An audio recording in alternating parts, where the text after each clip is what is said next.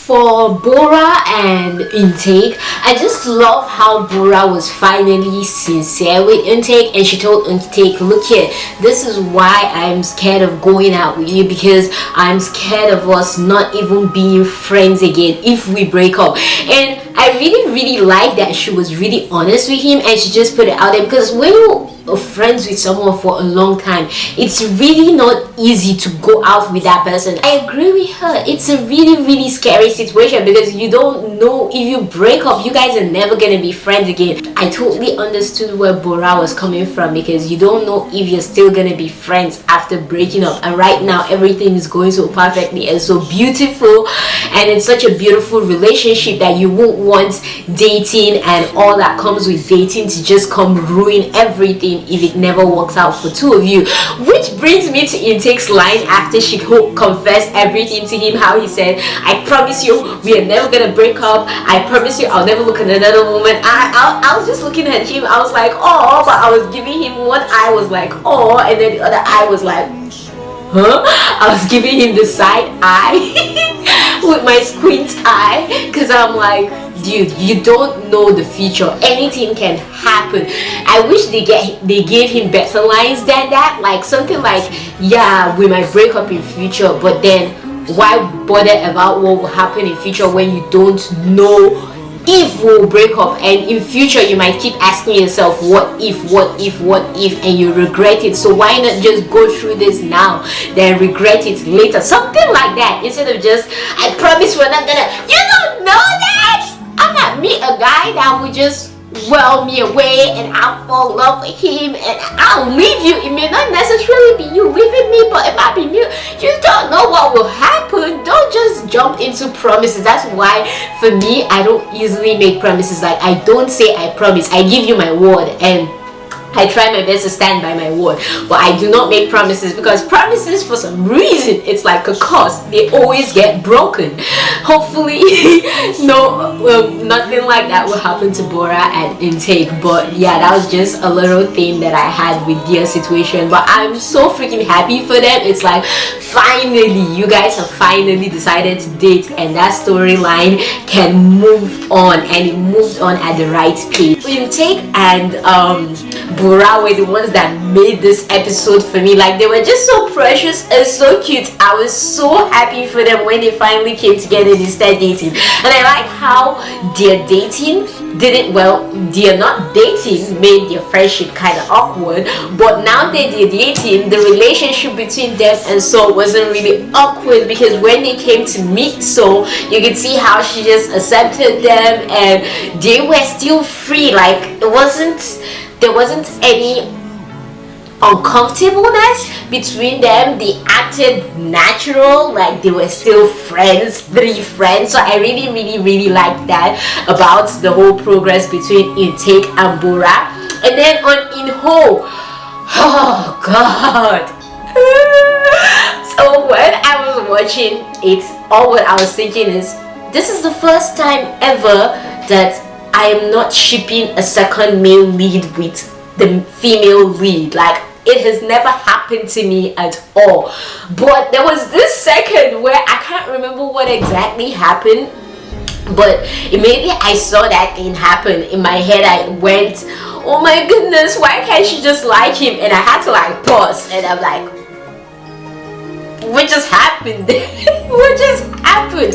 The writers finally succeeded in getting my sympathy, and I think that's what a lot of people have been complaining about, on how Inho has been getting many scenes, which I am part of the people who hasn't been a fan of the whole Inho getting so much scenes, because it's like you're trying to make us ship him and her, and I don't want to ship him and her. I want them to remain as friends. He's a good friend to her, and he should stay that way, which is something that I really wanted to point out, which brings me to something that I really wanted to point out if I had made the review for the last two episodes. Someone told me, it's like, I had this conversation with a friend on Inho and Jung and how they look out for her. And if you remember in the previous two episodes, how Bora was talking about how it was weird that Jung never showed any signs that he knew that Seol was going through the trouble she was going through with Jung, and he never acted anyway. But we saw, you know what I love about this,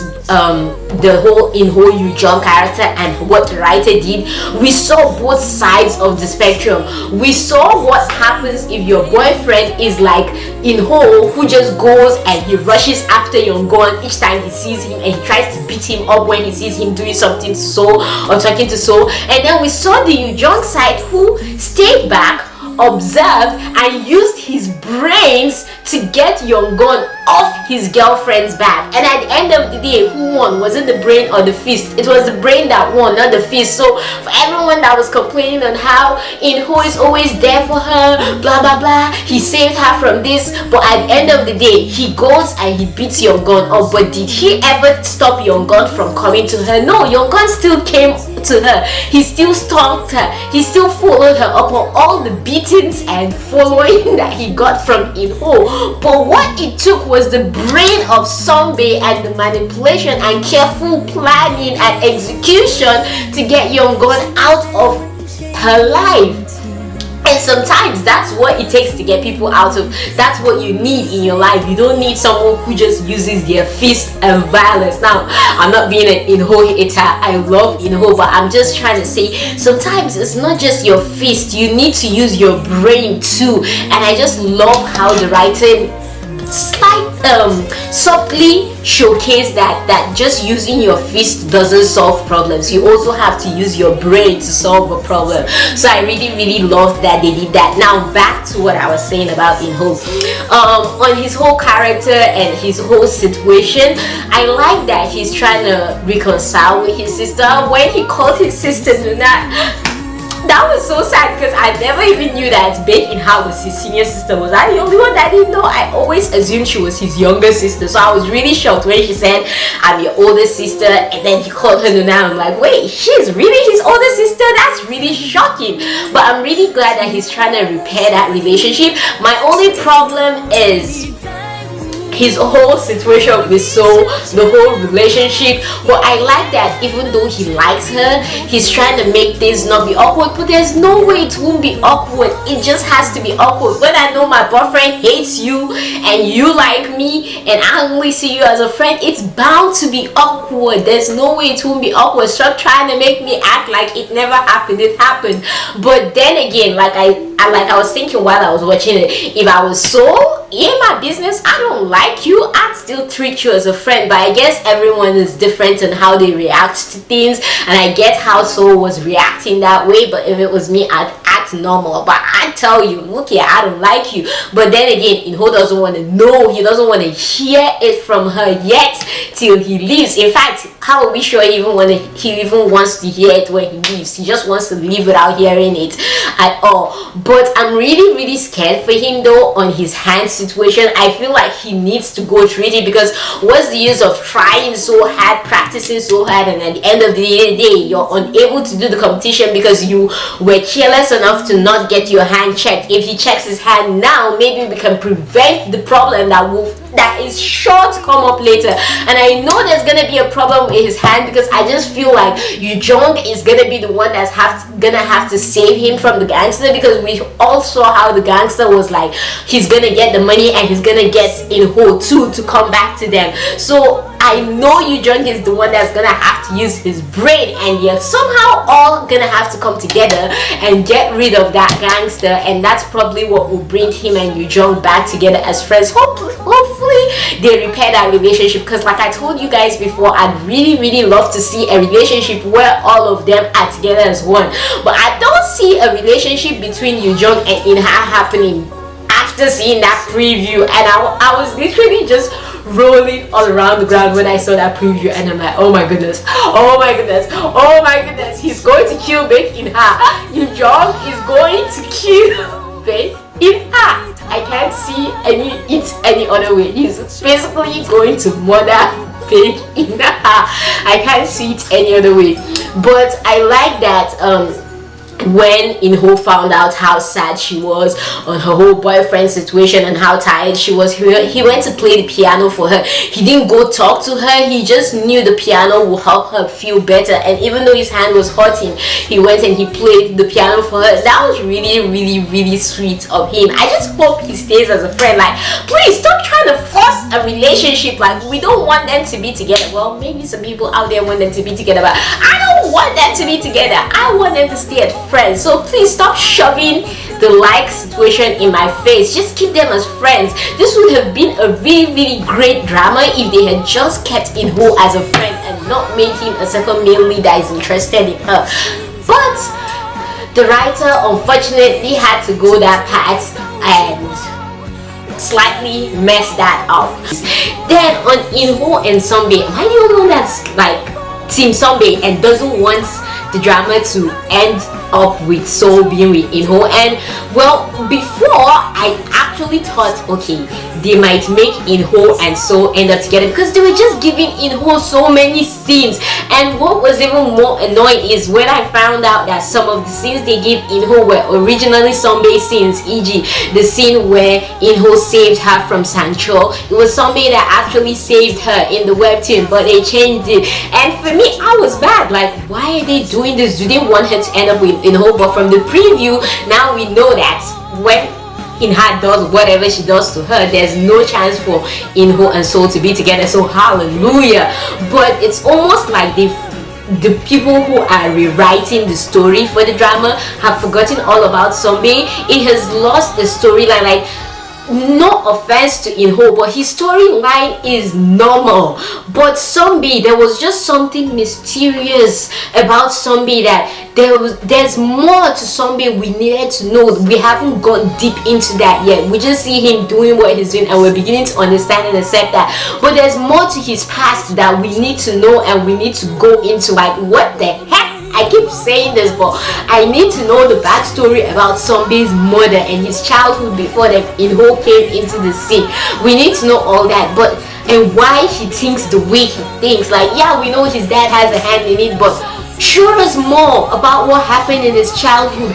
What really was the thing that made him snap and suddenly go really crazy? Or was he crazy like that all along and he just came out during the whole Inho betraying him situation to his dad and all? There's more to Sunbae's storyline, and I feel like this drama has forgotten about Sunbae and they're not utilizing it, and that's kind of slightly getting on my nerves because I'm like, we haven't been seeing him so much, and the reason we all wanted to watch this drama was because of Sunbae. So why are you making the drama about other people? Like, yeah, we want to know their stories too, but don't make it all about them. If you ask some of Inho's piano scenes, which I actually don't have a problem with, but when a friend told me that it actually made sense, if you act some of his scenes with the piano, which I love piano playing, when people play the piano, I am that type of person that just literally plays YouTube videos of people play the piano and just sits down and listen, so I don't have a problem with that. But if they act those scenes, we can get more Sunbae time. Like, I get that he's an internship, but that doesn't mean he just disappeared out of the face of the earth. There's still things he can do. So yeah, that's just my little problem so far with what has been going on. Coming to the whole father situation, am I the only one that can't stand Jung's father? Especially this episode where he spoke to Inho the way he did. Like, I was so happy when Inho just walked out of that place, but he was still respectful and he was like, well, goodbye, I'm leaving.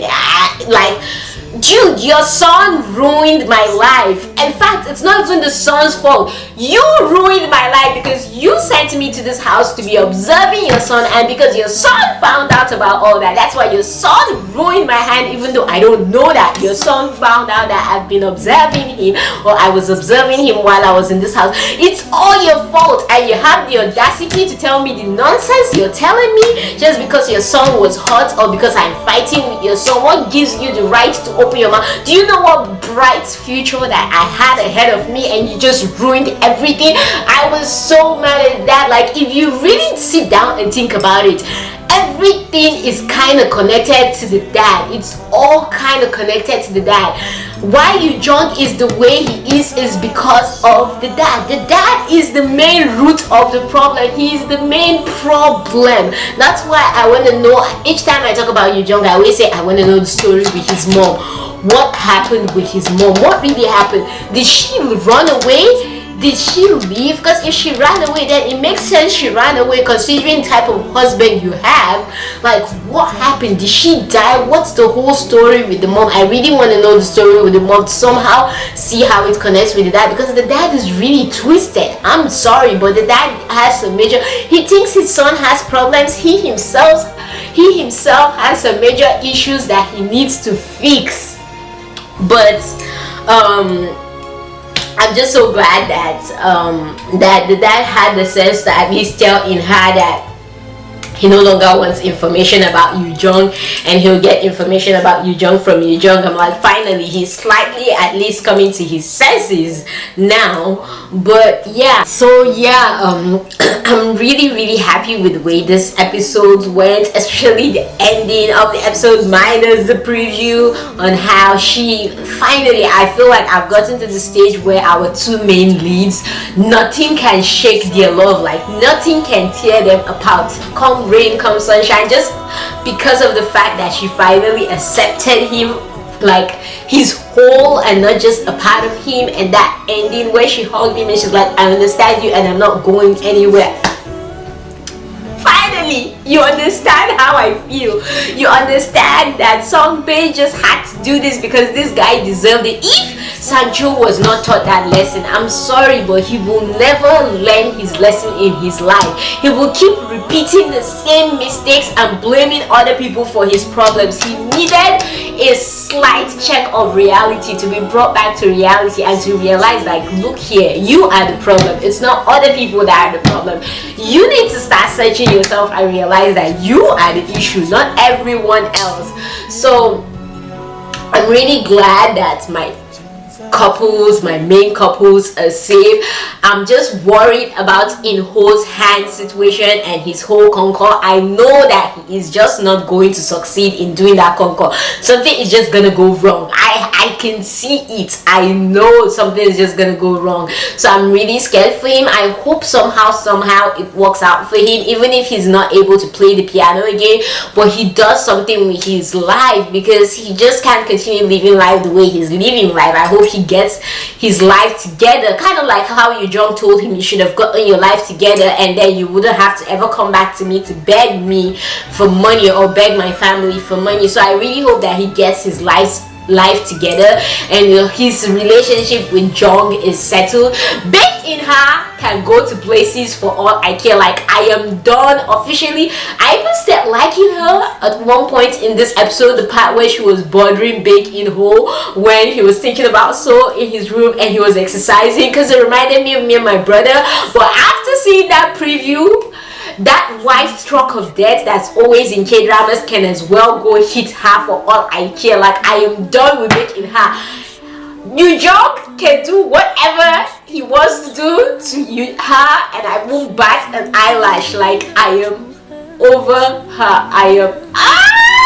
I am so scared to watch the next episode because I know it's not gonna be fun at all. There's nothing fun that's gonna happen. It's gonna be so sad and heartbreaking. So I am not looking forward to that, and I'm gonna be so mad at Big Inha.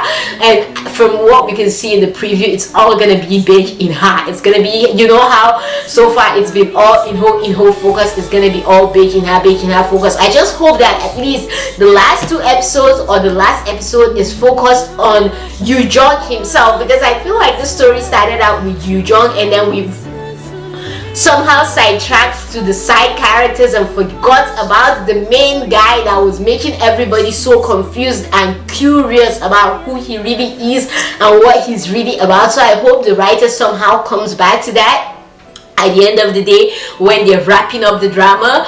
But this is gonna be exciting. I'm kind of glad though that it's coming to an end, considering Descendants of the Sun is about to start, which is another drama that I have been waiting for since forever.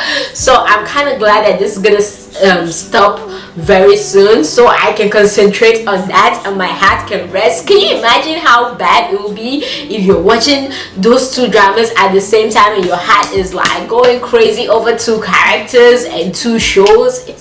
It's gonna be a whole mess. So yeah, I'm excited about Descendants of the Sun. Once it comes out today, I'm gonna make a review about that too, so watch out for that. But so far this episode was really nice. It was sweet. I love how it ended. I love that Sancho got his punishment and he got his teeth sacked to him. I loved it. I love that in the previous episode Jung got his bag, and I'm so glad that it wasn't that girl that stole the note, because at first I was scared that she was the one that stole the note, but which I shouldn't be glad about, but I'm glad that it was Sancho Sombe that stole the note, because now he has learned a life lesson that hopefully he actually learns from and he changes for the better and stop doing things the way he does things, because he's just gonna keep going down and going down and going down and he's not gonna get better. But now next time he wants to do something like that, he'll remember you, Jung, and he will think twice before doing it again. So yeah, that's how I feel about this episode. What do you all think? Let me know what you all thought about it in the comments down below. Don't forget to give this video a like, don't forget to share, subscribe, and keep being the awesome beautiful people you are. From me to all you know, because number live for you all. Stay awesome.